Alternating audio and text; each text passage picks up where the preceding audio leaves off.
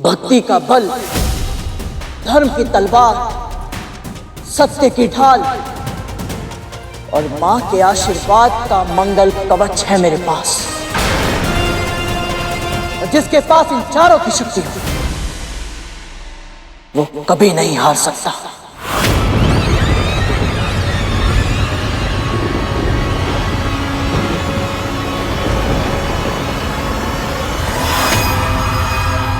ओम नमो नारायणाय नमः। ओम नमो नारायणाय नमः। वाक्य युद्ध करना आसान है बालक, परंतु असुरों के साथ शस्त्र युद्ध असंभव। तेरी माँ तेरी प्रतीक्षा कर रही होगी, अभी भी समय है। जा, उड़ जा और अपनी माँ की गोद में जाके दुबक जा। पहले ही एक पुत्र उसका साथ छोड़कर जा चुका है। यदि तेरी दुस्साहस के कारण मैंने तेरे प्राण ले लिए, तो तेरी माँ की गोद सूनी पड़ जाएगी बालक।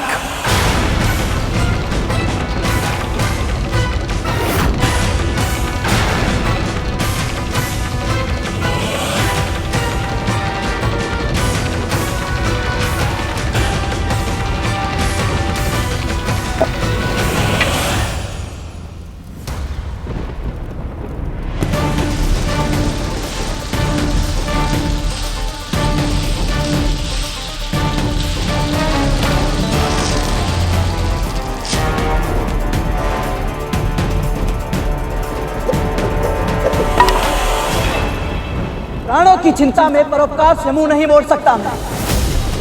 इस रेखा को ध्यान से देखो असुर सेनापति, ये मेरी मां के दिए गए संस्कारों का मान रखने के लिए है। जो वचन मैंने उन्हें दिया था, उस वचन की लाज रखने के लिए है।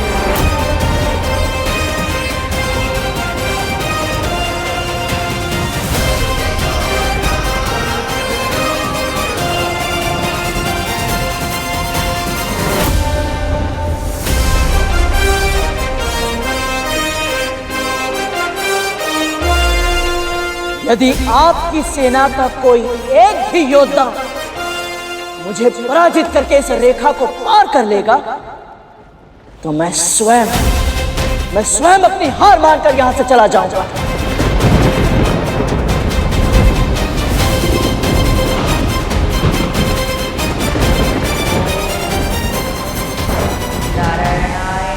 बोलिए, स्वीकार है?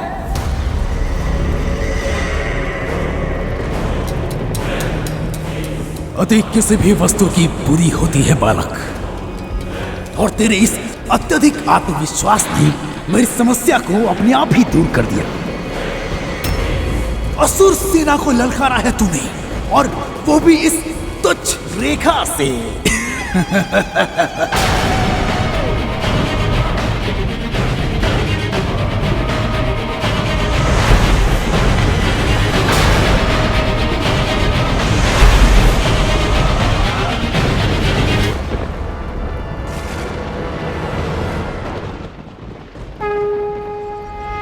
मां, मुझे बुद्धि, भक्ति और शक्ति दीजिए, ताकि मैं आपके द्वारा सिखाए गए सभी संस्कारों का मान रख सकूं।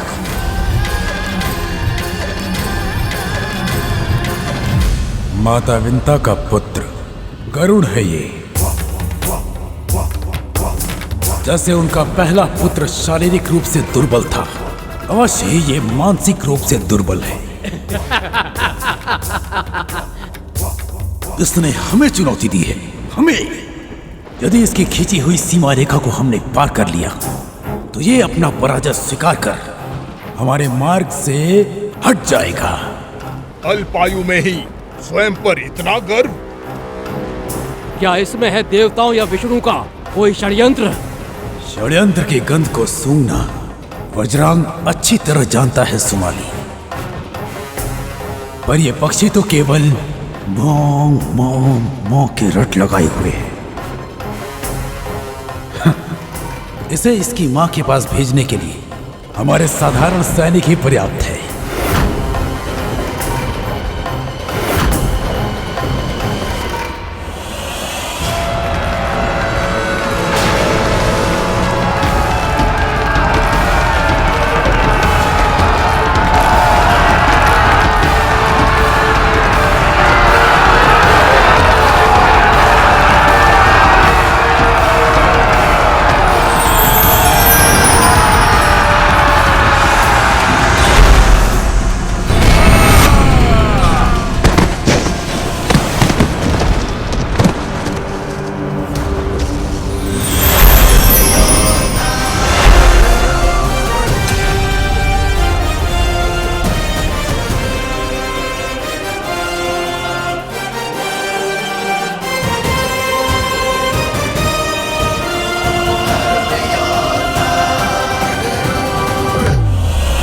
छोटी सी चुनौती के लिए आप स्वयं जाएंगे सेनापति? हमें भी तो अवसर दीजिए। आप ही ने तो कहा था कि वो मंदबुद्धि बालक है, हम निपट लेंगे उससे। साम दाम दंड भेद जो आवश्यक होगा सबका प्रयोग करेंगे, पर किसी भी मूल्य पर आपके मार्ग की बाधा को हटा कर रहेंगे। इतनी देर हो गई, ये सब तो आपस में ही चिंतन किए जा रहे हैं।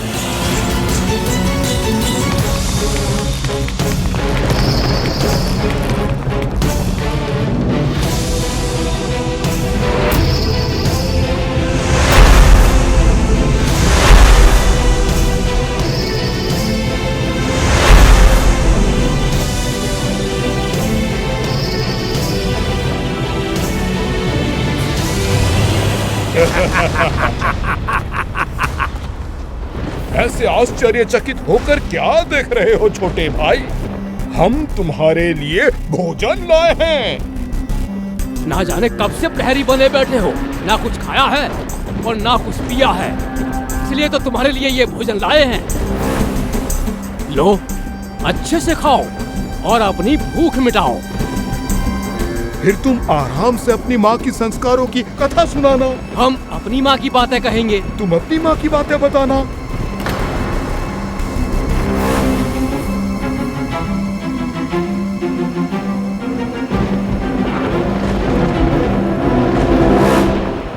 ये मुझे कम बुद्धि का बालक समझ रहे हैं, तो अब अपनी बाल हट इन्हें दिखानी ही होगी।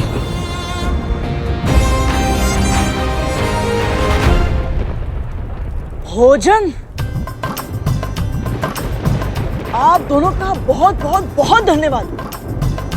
आपको पता है, मुझे बहुत समय से भूख लगी थी और ये भोजन तो दिखने में इतने अत्यधिक स्वादिष्ट है, तो स्वाद भी अच्छा ही होगा। अवश्य अवश्य। किंतु क्षमा करें, वो क्या है ना कि ये भोजन मैं ग्रहण नहीं कर सकता। आप कृपया काम करें, आप ये भोजन उन्हें दे दीजिए जो इसे खा सकते हैं। ऐसा कैसे? ना ना ना ना, ये भोजन केवल हम तुम्हारे लिए लाए हैं, तुम्हें इसे ग्रहण करना ही होगा। भोजन को व्यर्थ मत करो, अपनी माँ की शिक्षा का स्मरण करो। अन्न का अनादर करना महापाप होगा। भले ही इनकी नियत में खोट है, पर ये दोनों कह तो सही रहे। अन्न का उपयोग नहीं होगा तो अनादर कहलाएगा। पर यदि मैं ये भोजन देने के लिए किसी उपयुक्त पात्र को खोजने जाऊंगा, तो ये दोनों मेरी खींची रेखा पार करके चुनौती जीत जाएंगे और अदिति माँ का तप भंग कर देंगे। तो फिर क्या करूँगा?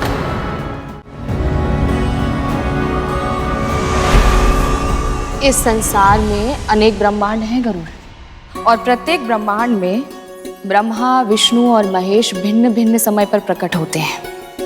इन त्रिदेवों से अधिक महत्वपूर्ण स्थान है आदि शक्ति, सर्वशक्ति माँ ललिता का। ये वो पराशक्ति हैं जिनसे परे कुछ भी नहीं, और गौ माता उन्हीं माँ ललिता का प्रतीक है, जिनमें 33 कोटि देवी देवताओं का वास होता है। इसीलिए तो इन्हें भोजन कराना सबसे बड़ा पुण्य होता है पुत्र।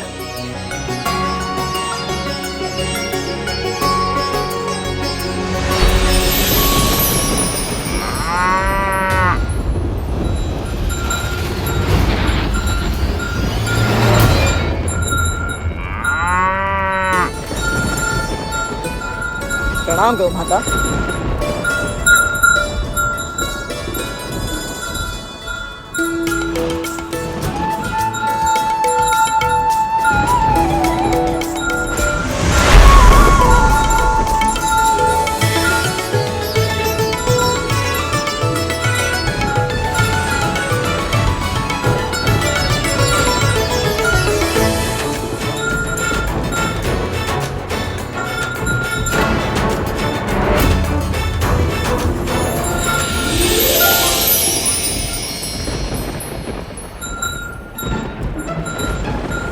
हे गौ माता, मेरे असुर भाइयों की ओर से ये स्वादिष्ट भोजन ग्रहण कीजिए। और इन्हें अपने हृदय से आशीर्वाद दीजिए। दीजिए माँ। उपहार में दिया तुझे जो तूने उसका दान किया। हमारे दिए भोजन का इतना भीषण अपमान किया। अरे अरे बड़े भैया, आप दोनों तो व्यर्थ ही क्रोधित हो रहे हैं। मैंने तो आपका दिया हुआ भोजन उन तक पहुंचाया जो इसे खाते हैं। ऐसा भोजन मैं नहीं खाता ना। तो क्या खाता है तू?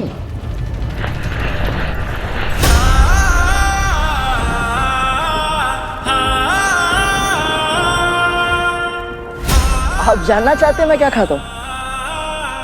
कुछ भी ऐसा जो 2 या 4 पैरों पर चलता हो, जिसमें प्राण हो।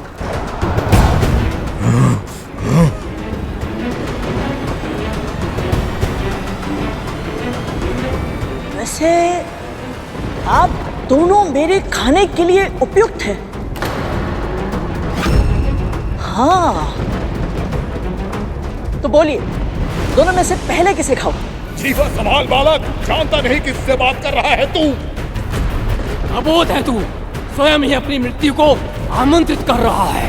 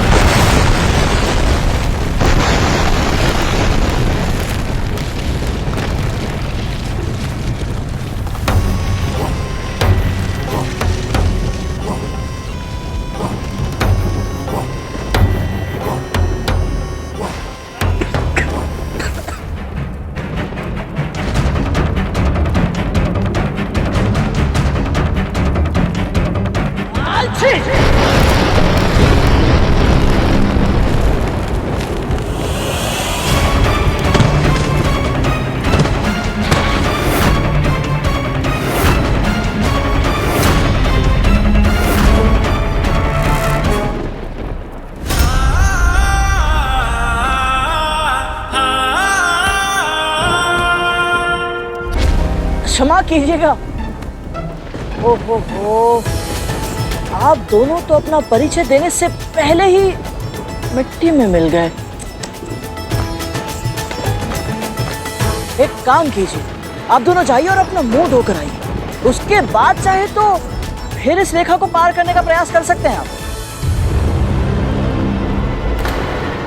और सुनो सुनो, यदि जाने में कष्ट हो रहा है तो मुझे कहिए।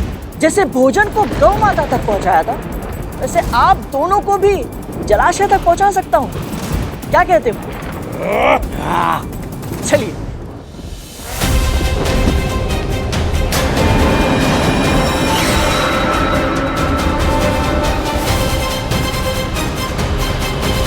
ये माली सुमाली भांति भांति के यत्न प्रयत्न कर उस पक्षी को उड़ाने गए थे। कहीं उसके बातों में फंसकर अपना उद्देश्य तो नहीं भूल गए। तू हमारी खिल्ली उड़ा रहा है। जानता है, ये समस्त सृष्टि हमारे नाम से थर थर कांपती है। सचमुच? हाँ। हाँ, मैंने अभी अभी पूरे ब्रह्मांड की 7 लोकों की यात्रा की और आपके नाम से कांपने वाला तो छोड़ो, कोई जानने वाला तक नहीं है। और सच कहूं तो आप दोनों इस समय मुझे बहुत ही अधिक भयभीत लग रहे हैं। भयभीत? हम दोनों? तुझसे? मैं तो एक माध्यम हूं बड़े भैया। आप सब एक माँ की भक्ति की शक्ति से भयभीत हो रहे हैं, इसीलिए तो इतनी बड़ी सेना लेकर इनकी तपस्या भंग करने के लिए आए हैं।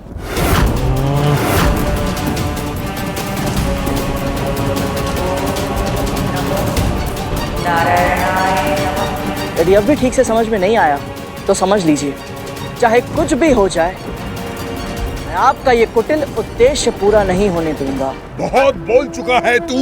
अब देखते हैं कि तू हमें कैसे रोकता है। तेरी चुनौती में तुझे ही हराएंगे और तू बालक की तरह रो देगा।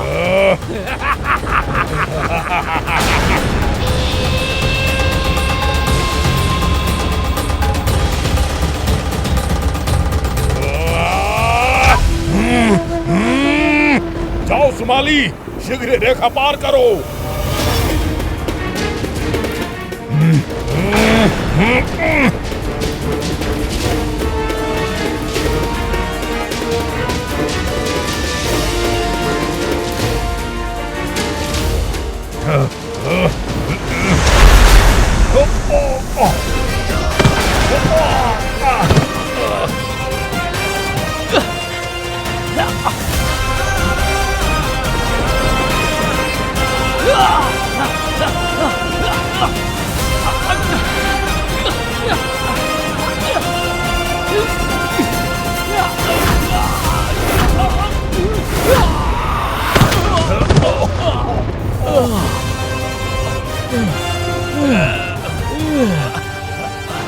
सुमाली, हम दो हैं और ये एक है। मैं इधर से जाता हूँ, तू उधर से जा।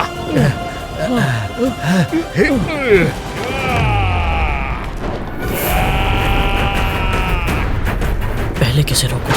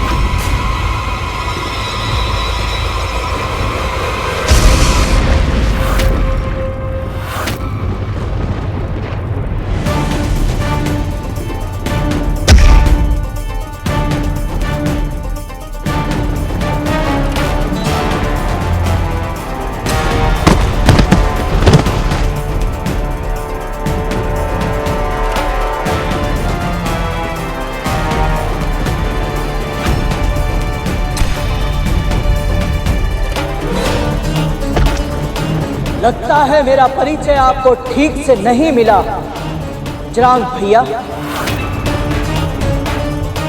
मैं कोई सामान्य पक्षी नहीं जो आप जैसे राक्षसों के धमकाने से उड़ जाऊं।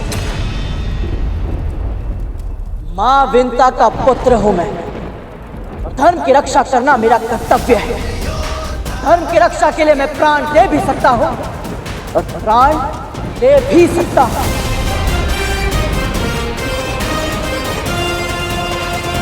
किंतु अपने कर्तव्य से पीछे नहीं हट सकता।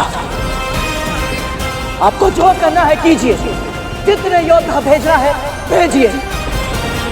तो जब तक मेरे तन में रक्त की एक भी बूंद है, इस रेखा को कोई पार नहीं कर सकता।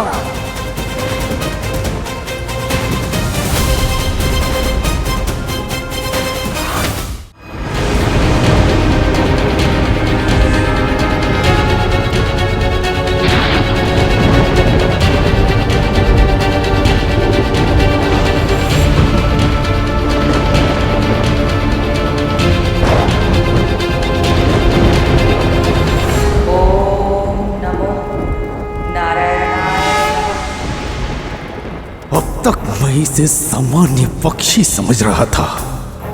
ये मेरी भूल थी। अब मैं इसका सामना ऐसे करूंगा जैसे अपने समान शक्तिशाली शत्रु का किया जाता है। अब जय या पराजय नहीं होगी, अब होगा केवल विनाश, केवल विनाश, केवल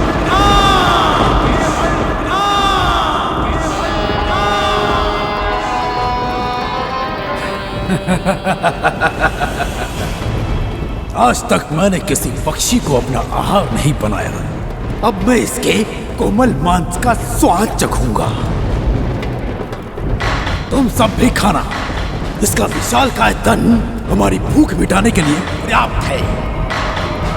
अग्निमुखम, जाओ और इस पक्षी को भूनकर मेरे समक्ष प्रस्तुत करो। हाँ, अच्छे से पका कर लाना। जो आज्ञा सेनापति जी। असुर सेनापति वज्रांग की, असुर सेनापति वज्रांग की, असुर सेनापति वज्रांग की, असुर सेनापति वज्रांग की।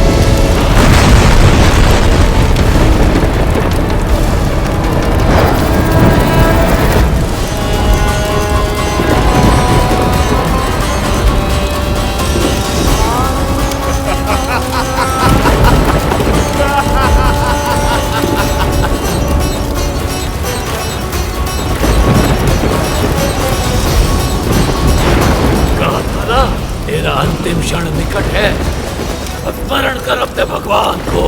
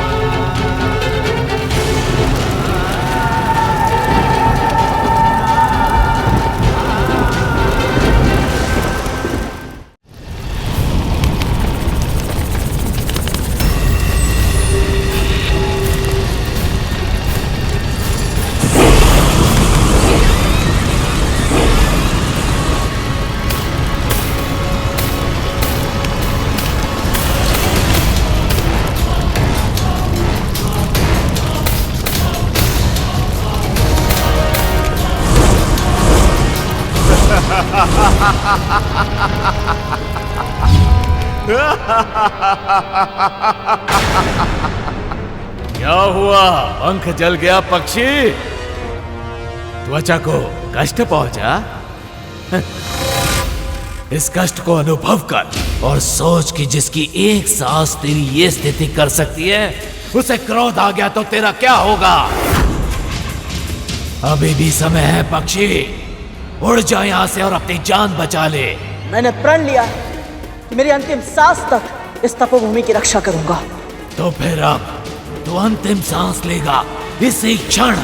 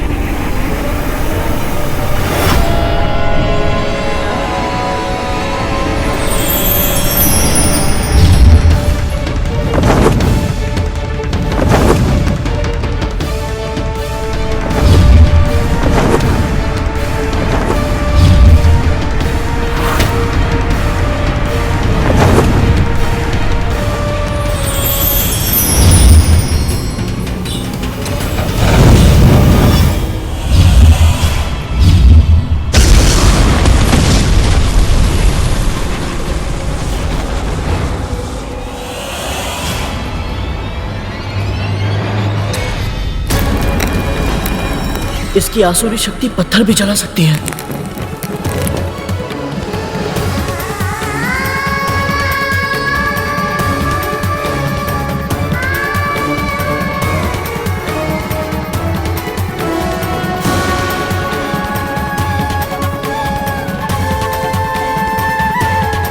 इस राक्षस की अग्नि से तापमान बढ़ रहा है, कहीं अदिति माँ की तपस्या भंग ना हो जाए।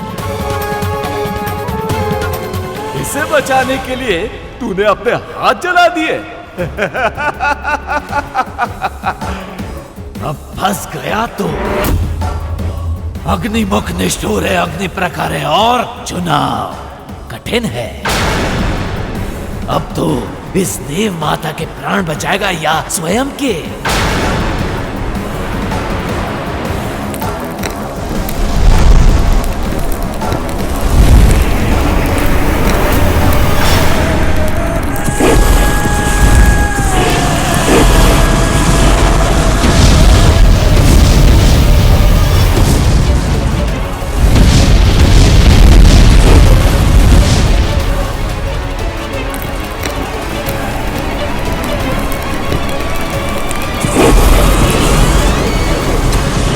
हे परमपिता, मैं क्या करूं? यदि मैं अदिति माँ की रक्षा नहीं कर पाया तो माँ को अपना मुख कैसे दिखा पाऊंगा? और यदि मैं ही जीवित नहीं बचा तो फिर कभी अपनी माँ से नहीं मिल पाऊंगा, उनके चरण छूकर आशीर्वाद नहीं ले पाऊंगा। तू कहाँ है गरुड़? माँ तेरी स्मृति में व्याकुल है, हर पल तेरा स्मरण करती है। तेरी प्रतीक्षा में आंखें द्वार पर लगाए बस देखती रहती है कि तू कब आएगा। अपनी माँ को और मत तरसा पुत्र, अब लौटा अपनी माँ के पास, लौटा अब। अंतिम बार जब उन्हें देखा था, वैकुंठ जाने के उद्देश्य का सत्य छुपाया था उनसे, वो उद्देश्य तो अधूरा ही रह जाएगा। मेरी माँ आजीवन दासी का जीवन जीने के लिए विवश हो जाएंगी।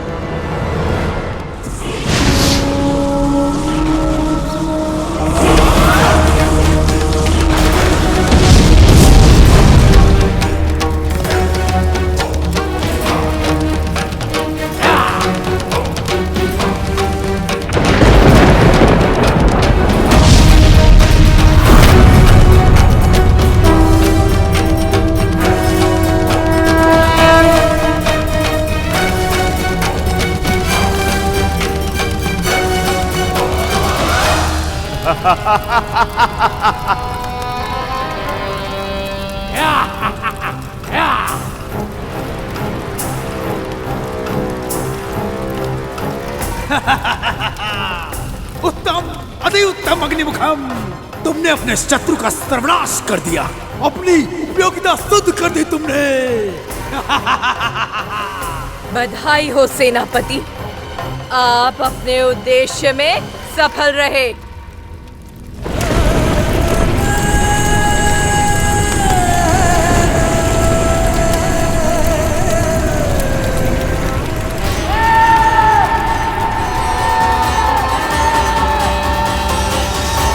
हे नारायण, मेरे गरुड़ की रक्षा करना।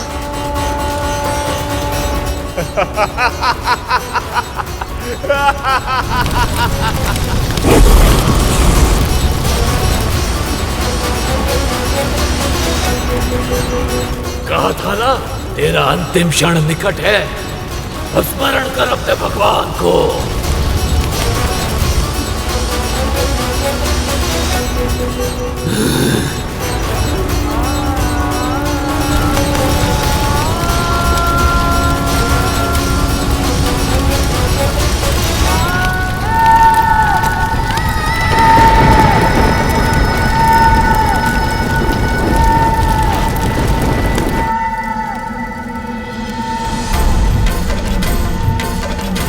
गरुड़,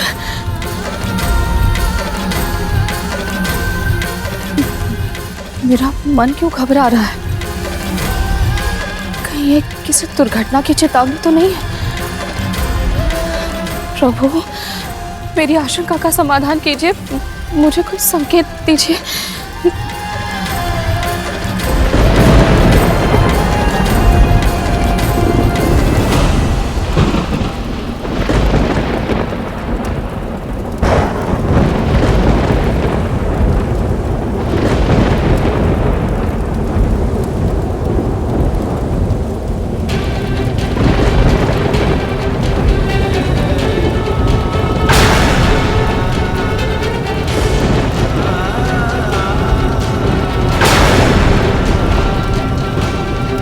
हे प्रभु, ये क्या संकेत है?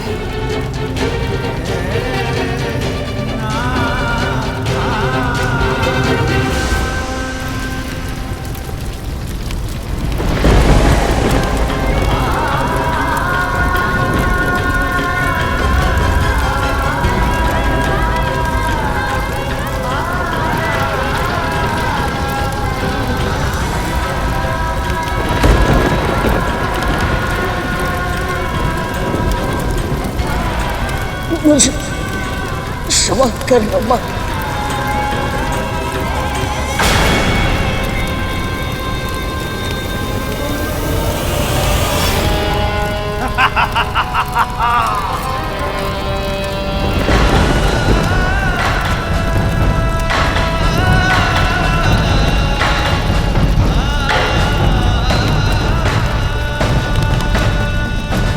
आसुरी शक्ति की जय हो। आसुरी शक्ति की जय हो। आसुरी शक्ति की जय हो।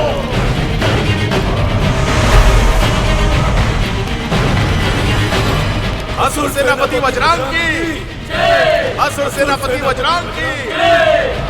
असुर सेनापति वज्रांग की जय।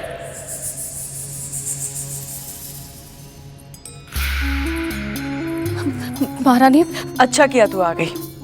ये दोनों तो किसी काम की नहीं है। चल मेरे केश संवारने में मेरी सहायता कर।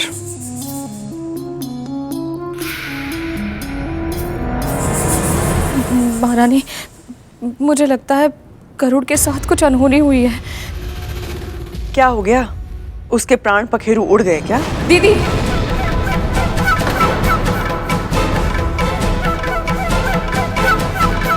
महारानी, मेरे हृदय में अजीब सी आशंका हो रही है, मन घबरा रहा है। कम से कम ऐसे में तो गरुड़ के बारे में कुछ अनुचित मत कहिए।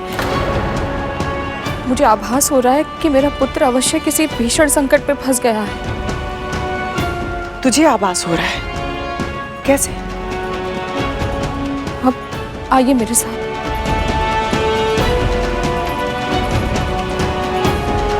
मैंने भूमि पर अपनी उंगली से उसका चित्र बनाया था। मिट गया। वायु चलेगी तो मिट्टी तो उड़ेगी ही ना। भूमि पर बना चित्र मिटना स्वाभाविक है।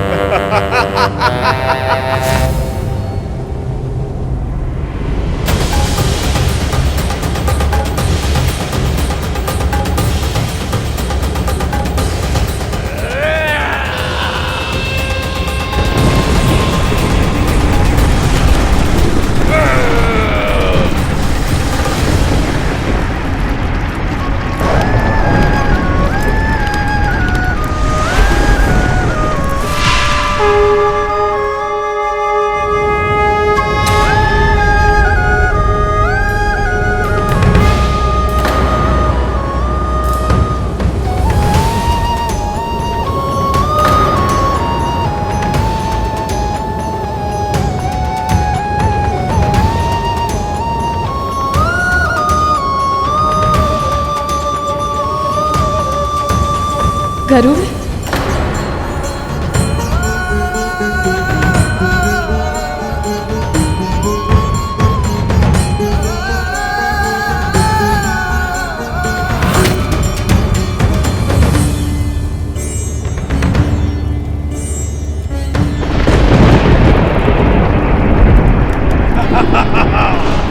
असुरी शक्ति की जय हो। आसुरी शक्ति की, आसुरी शक्ति की।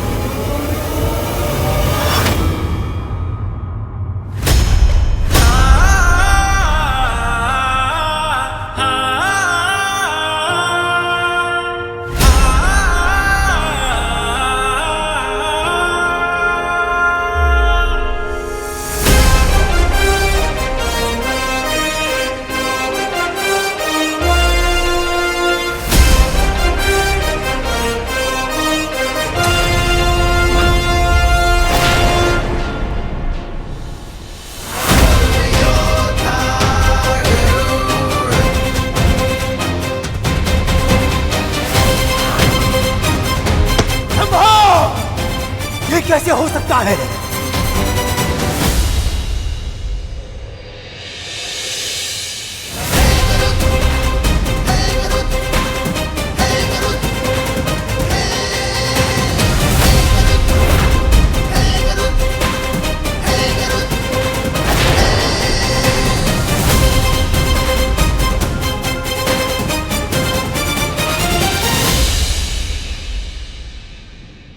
कहा था ना मैंने, मां विंता का पुत्र हूं मैं।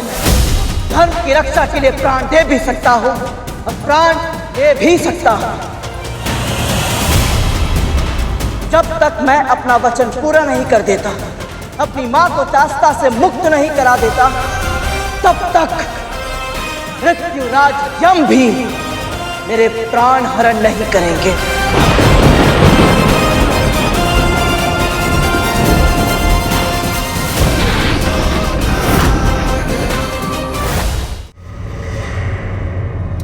ये पक्षी इतना शक्तिशाली निकलेगा, मैंने इसकी कल्पना भी नहीं की थी। अवश्य ही पंच तत्वों पर नियंत्रण प्राप्त है इसे, तभी तो अग्नि भी इसे नहीं जला पाई।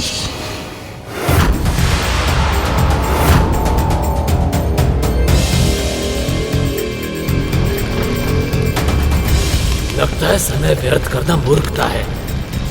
अब कुछ और करना होगा।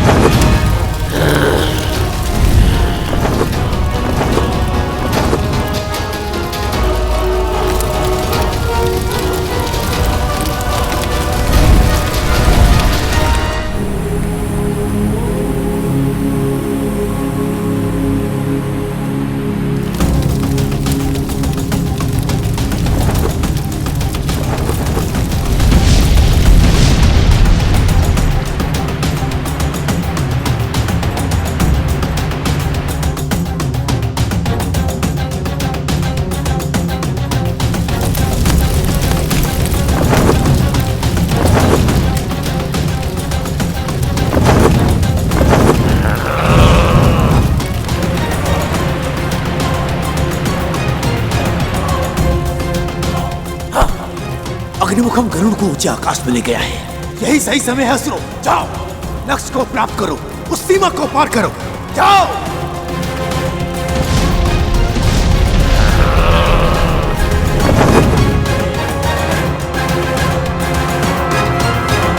और अग्निमुखम की अग्नि भूमि पर फैलने लगी है सेनापति। वृक्ष जल रहे हैं।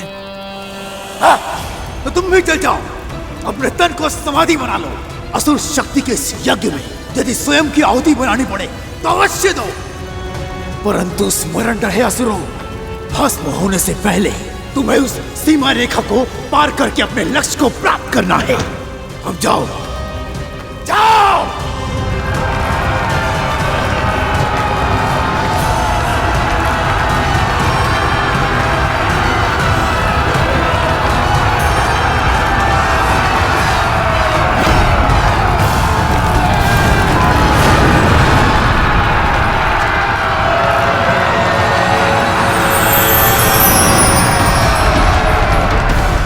यदि मैं नीचे जाकर असुरों का सामना करता हूं तो अग्निमुखम आकाश से उड़कर अदिति मां की तपस्या भंग कर देगा,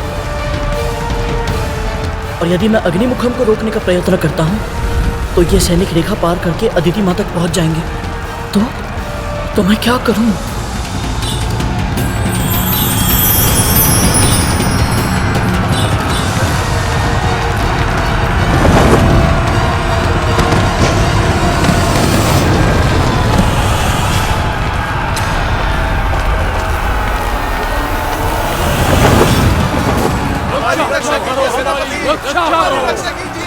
आगे बढ़ो असुरों, पार करो उस रेखा को।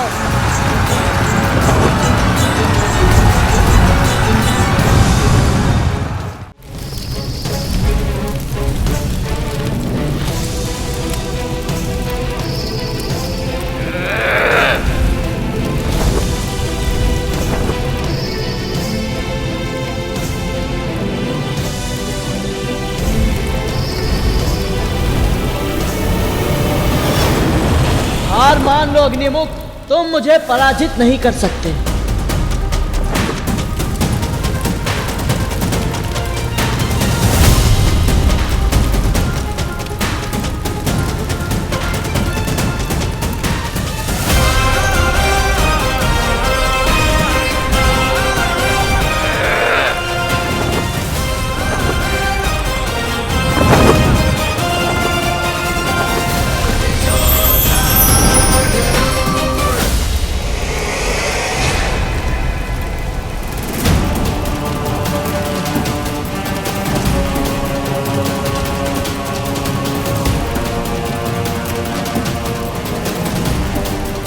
देख क्या रहे हो तुम? मुझे तो क्या, मेरी छाया को भी नहीं छू सकते अग्निमुख।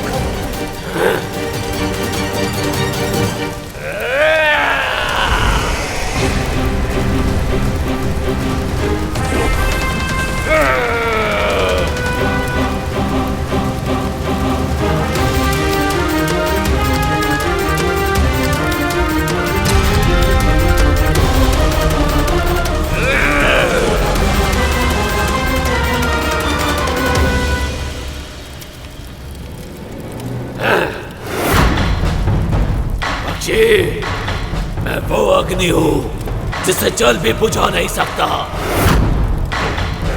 अपनी पराजय स्वीकार कर ले,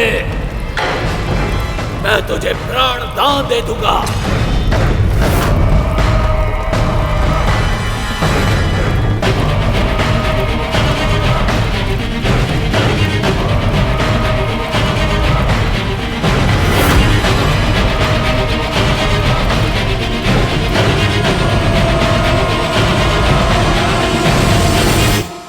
पराजय स्वीकार करने का तो प्रश्न ही नहीं उठता।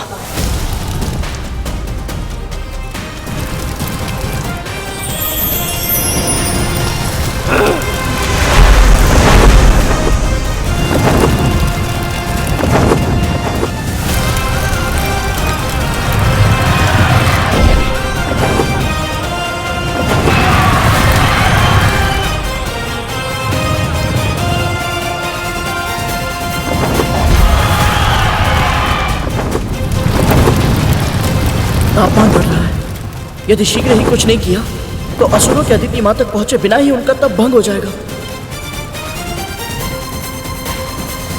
और मैं करूं तो क्या करूं? जल डालकर अग्नि बुझाने से लकड़ियां गीली हो जाती हैं, फिर शीघ्र ही उपयोग में नहीं आती। पर यदि अग्नि को बुझाने के लिए बालू का प्रयोग किया जाए तो इन अजली लकड़ियों का प्रयोग फिर से ईंधन के रूप में किया जा सकता है।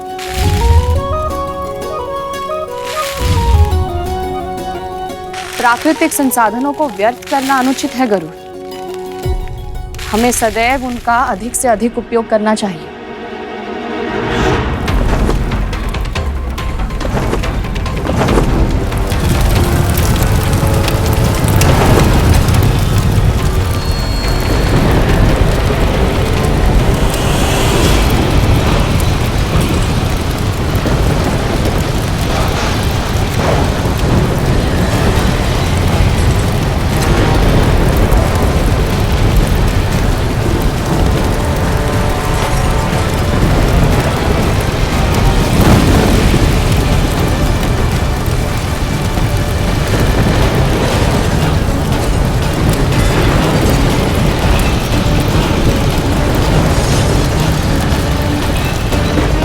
ये क्या हो रहा है?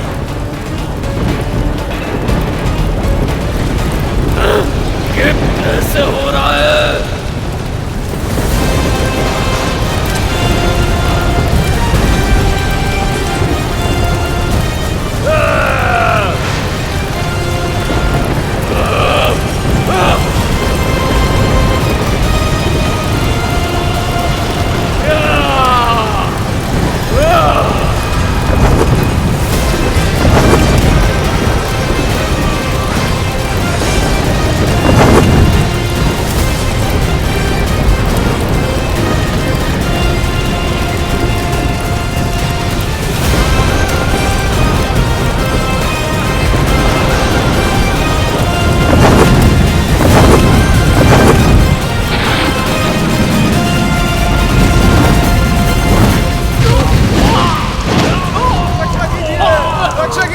सेनापति जी, हमारी रक्षा कीजिए,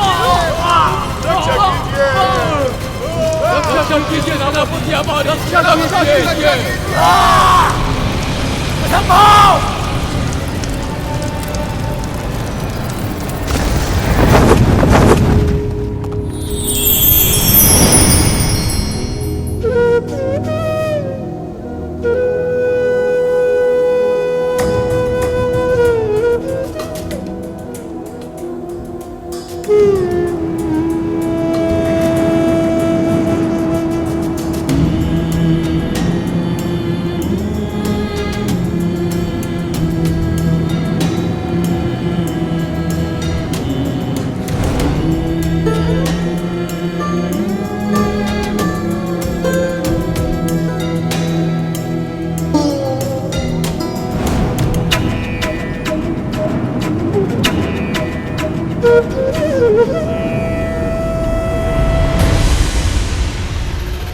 माली, सुमाली और अग्निमुखम जैसे शक्तिशाली असुरों को परास्त करके तू प्रसन्न हो रहा है ना?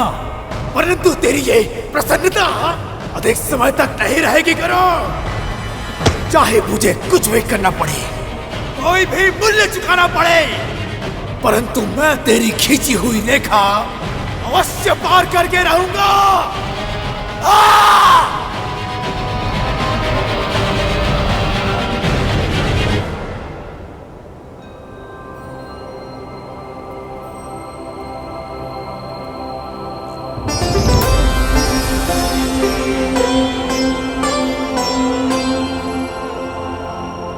तीव्र भूख लग रही है और अदिति माँ तपस्या में मग्न है, और जब तक ये असुर अपना आक्रमण समाप्त करके वापस नहीं लौट जाते, मैं यहाँ से हिल भी नहीं सकता। न जाने कब किस नए मायावी राक्षस को भेज दे बजरंग भैया।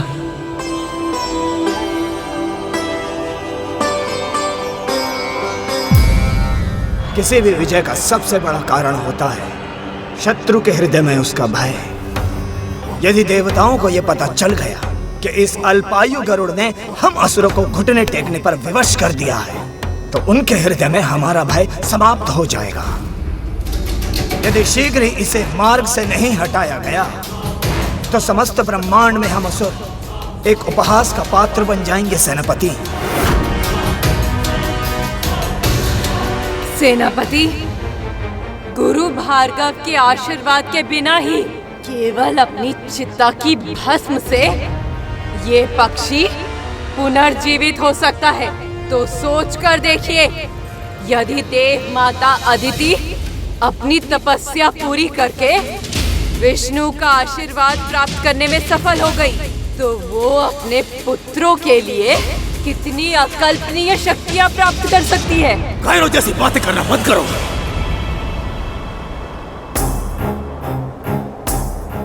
धक्का अवश्य लगा है हमारे प्रयासों को, परंतु हम अभी तक पराजित नहीं हुए। गरुड़ यदि अग्नि से जलकर नहीं मरा, इसका यह अर्थ नहीं है कि हम उसे मार नहीं सकते। स्मरण रहे, संजीवनी विद्या हम असुरों की शक्ति है, किसी पक्षी की नहीं। गजासुर, जाओ अपने पैरों से उस गरुड़ को कुचल कर वापस आना। जो आज्ञा सेनापति। अग्निमुखम, तुम भी साथ जाओ और अपने नुकीले दांतों से उस पक्षी के मांस को फाड़ डालना और इतना तीव्र प्रहार करना कि उसकी अस्थियां अनेकों भागों में टूट जाए। आज भूमि रक्त से लाल होनी चाहिए। जो आज्ञा सेनापति। मिलकर कार्य करोगे तो विजय अवश्य मिलेगी। और स्मरण रहे, या तो उसके प्राण हर लेना या अपने प्राण गंवा देना। यदि बिना विजय के तुम वापस आए, तो मैं तुम्हारे जीवन को मृत्यु से भयानक बना दूंगा। जाओ।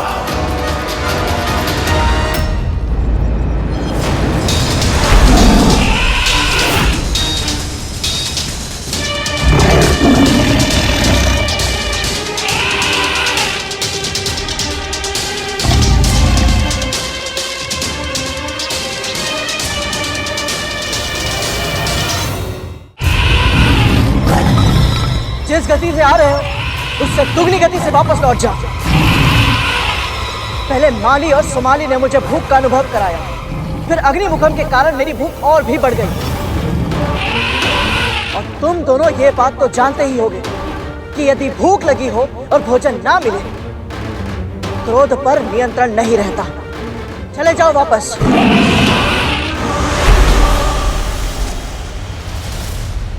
हमें बचा लो गरुड़, हमारे प्राणों की रक्षा करो। हमें अभय दान दो, रक्षा करो हमारी। प्राण रक्षा, अभय दान, वो भी उस शत्रु से जिसे तुम्हें मारने के लिए भेजा गया है। हम तुम्हारे शत्रु नहीं हैं। हमारी इच्छा के विरुद्ध जाकर हमें मृत्यु की धमकी देकर हमें असुर सेना में सम्मिलित होने के लिए विवश किया गया था, और अब असुरों की अकारण और अंतहीन हिंसा से तंग आ गए हैं हम। मैं स्वभाव से शाकाहारी हूँ। वज्रांग के आदेश से निर्दोष प्राणियों की हत्या करने के लिए विवश हूँ मैं। रक्तपात देखकर मेरा मन घबराता है गरुड़। असुरों का सैनिक बनने से पहले मैं वन का राजा था, और अब वज्रांग के आदेशों का दास हूँ। मेरी छटपटाहट की कल्पना करो गरुड़। दासत्व की पीड़ा दिन रात मुझे कचोटती है गरुड़। अब और सहन नहीं होता। मैं आखेट करना चाहता हूँ, परंतु केवल अपनी भूख की आवश्यकता मिटाने के लिए, किसी और के सत्ता पाने के लालच के लिए नहीं गरुड़। आखेट आवश्यकता के लिए होना चाहिए, लोभ के लिए, खेल के लिए या शक्ति के भोंडे प्रदर्शन के लिए नहीं।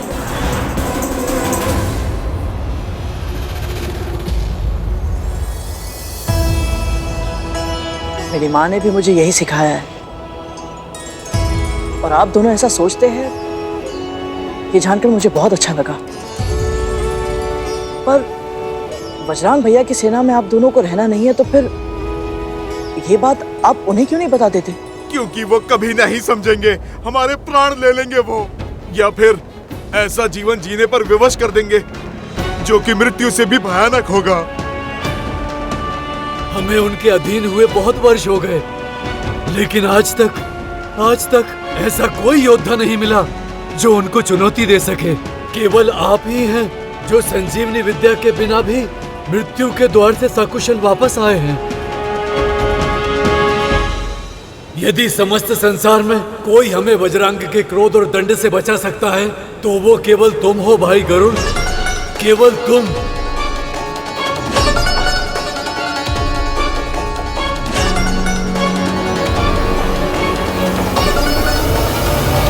तुम्हारी शंका हमारी मृत्यु का कारण बन जाएगी गरुड़। संदेह नहीं, सहायता करो, हमारे प्राणों की रक्षा करो, हमें बचा लो गरुड़। आप मुझसे बड़े हैं, उठिए, ये मेरे पैर मत छू। नहीं, मैं नहीं हटूंगा, चाहे तुम कुछ भी करो, कुछ भी बोलो, मैं अब ये पाँव नहीं छोड़ूंगा गरुड़। तुम में से कोई एक उसका ध्यान भंग करेगा, और दूसरा उसी क्षण उस सीमा रेखा को पार कर अपना लक्ष्य प्राप्त करेगा।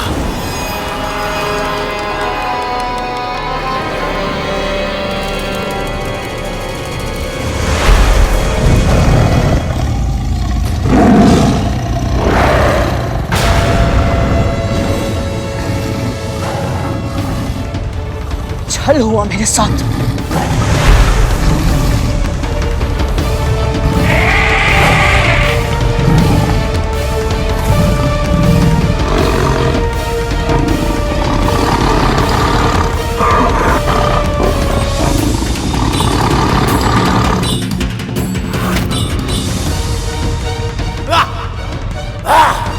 उत्तम, अति उत्तम गजासुर, जकड़ कर रखो उसे। फंस गया गरुड़, फंस गया। सिंहमुखम, तीव्र भागो, भागो।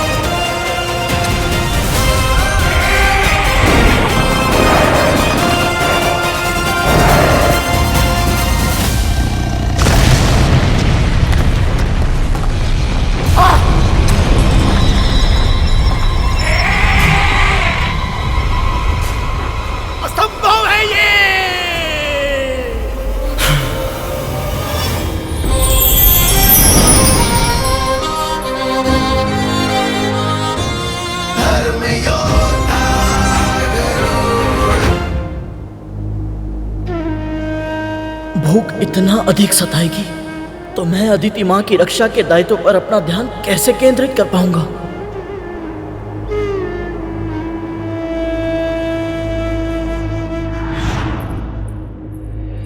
ले गरुड़, भूख लगी होगी ना?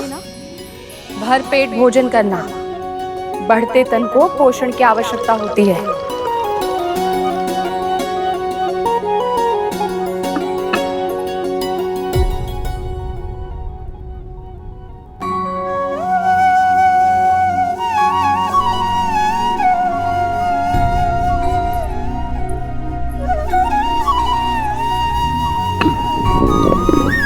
लगता है तेरा पेट भरा नहीं है।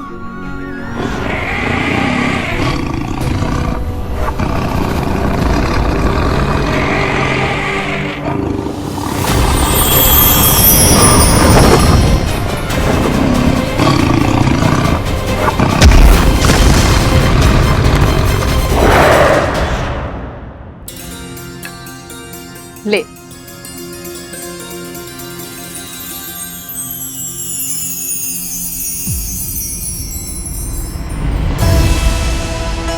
क्या हुआ? भोजन अच्छा नहीं लगा तुझे? नहीं माँ, ऐसी बात नहीं है।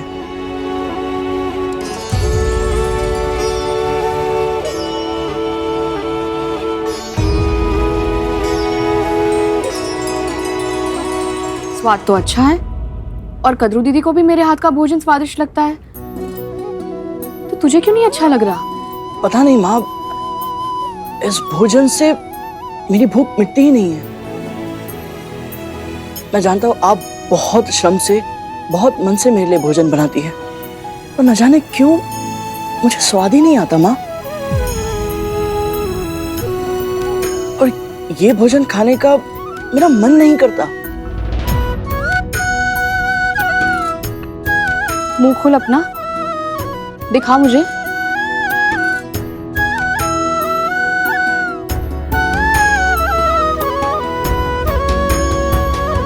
अब समझ आया इस भोजन से तेरा पेट क्यों नहीं भरता, क्योंकि तेरा मन नहीं भरता इससे। गरुड़, ईश्वर ने तुझे मांसाहारी बनाया है। तुझे अपने भोजन के लिए आखेट करके अन्य जीवित प्राणियों को खाना होगा। तो माँ, मुझे किन प्राणियों को खाना चाहिए? आयु में स्वयं से छोटे प्राणियों को कभी मत खाना गरुड़, और उस युगल को जो आपस में मैथुन समागम कर रहा हो। जहां तक संभव हो किसी दुष्ट या अत्याचारी प्राणी को ही खाना, ताकि तेरा पेट भी भर जाए और जगत का कल्याण भी हो जाए।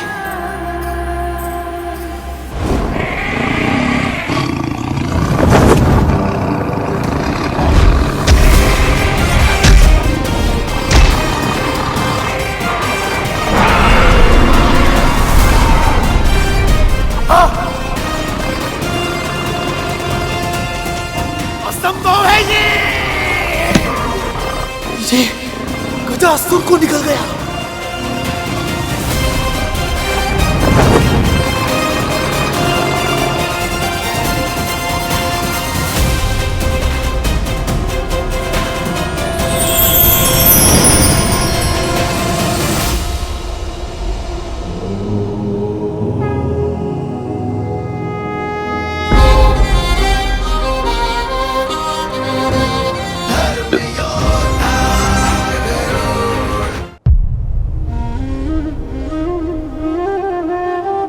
परम पिता विष्णु की कृपा और माँ के आशीर्वाद से बिना अधिक श्रम किए ही भोजन मिल गया। पर इसका अर्थ ये नहीं कि तू सो जाए गरुड़। तुझे पहरा देना है। प्रहरी का धर्म ज्ञात है ना? एक पल के लिए भी पलके झपकाने का अधिकार नहीं है तुझे।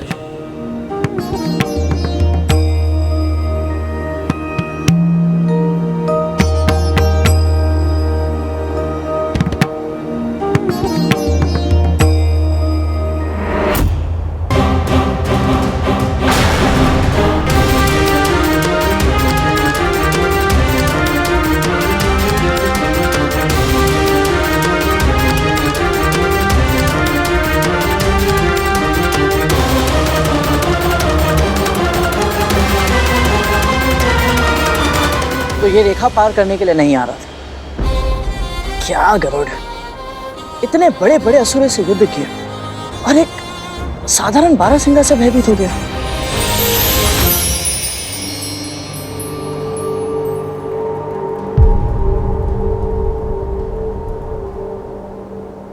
प्रणाम बाबा। दीर्घायु भव पुत्र। यहाँ किसी बारहसिंगा को देखा है तुमने? हाँ, वो उस दिशा में गया है। लगता है बारहसिंगा मुझे दौड़ा दौड़ा कर मार देगा। क्या हुआ बाबा? इसके सिंग में मेरी अरणी अटक गई है और वो उसे लेकर के इधर उधर भागा फिर रहा है। ना वो उसे स्वयं निकाल पा रहा है और ना मुझे निकालने दे रहा है। अब तुम ही बताओ पुत्र, मैं अरणी के बिना यज्ञ कैसे करूंगा? और जब यज्ञ नहीं करूंगा तो अन्न जल कैसे ग्रहण करूंगा? लगता है आज मेरे प्राण ही निकल जाएंगे। नहीं नहीं बाबा, ऐसा मत कहिए। कोई ना कोई उपाय तो अवश्य होगा। हाँ हाँ, है एक उपाय। यदि तुम मेरी सहायता करना चाहो तो। तुम एक पक्षी हो और तुम उड़ के उसे ढूंढ सकते हो और तुम मेरी अरणी वापस ला सकते हो। बोलो पुत्र, तुम इस असहाय वृद्ध ब्राह्मण की सहायता करने का उपकार करोगे ना?